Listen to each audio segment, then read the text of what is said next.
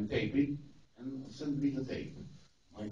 Because there were coming big musical stars from the musicals, like, like that. And, I said, no, not this one. But that's a big star. I didn't know. So I really had the freedom. Because, you are immediately a little bit prejudiced when a big name comes, you treat, judge him a little or her a little differently. But these people, it's all the same. So I just, I want to put this. And then I came to Prague and was present there. And I was surprised because a lot of people, came just from the street. And now they were all surprised. National Theatre was most surprised, and I told them, I don't want this, but they are stars, I want this. They never worked in the theatre, nor in the film, in the theatre. The question of the original cast. The very original cast was for the old timers from Czechoslovakia. They are big names, it's of course Jiří Suchý was young then, postman. Jiří Schlitter, the composer, then was the lawyer. Hanna Hegerová was the aunt from Liverpool. Eva Pilarová was Vanilka. And René Gavsdil was Uli. Yeah, we're talking about Rusalka, except René Fleming.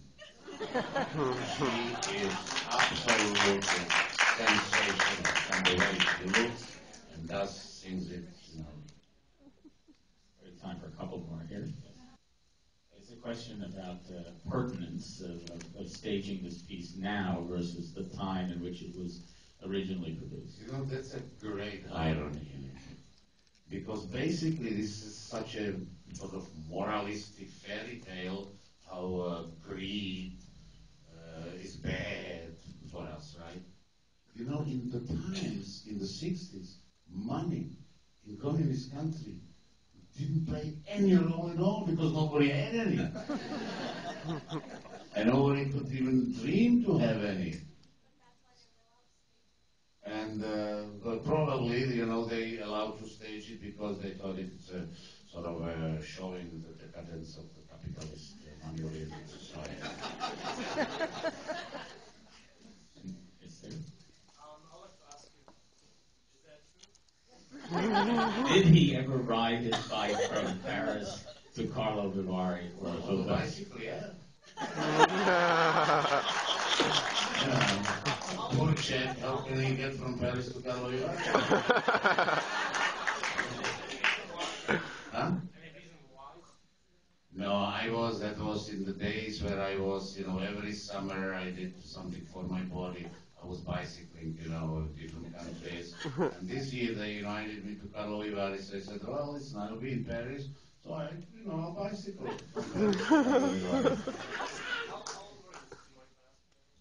This was which year this was? I must be very old because I don't remember which year it was. It wasn't recently. No, it wasn't recently.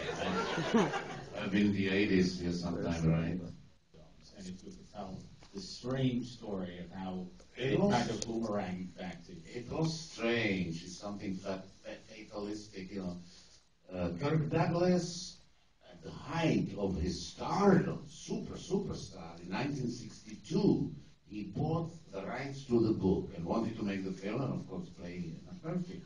To his big surprise, no studio would finance the film, even with this big superstar, because mental illness, who cares, nobody there, nothing depressing.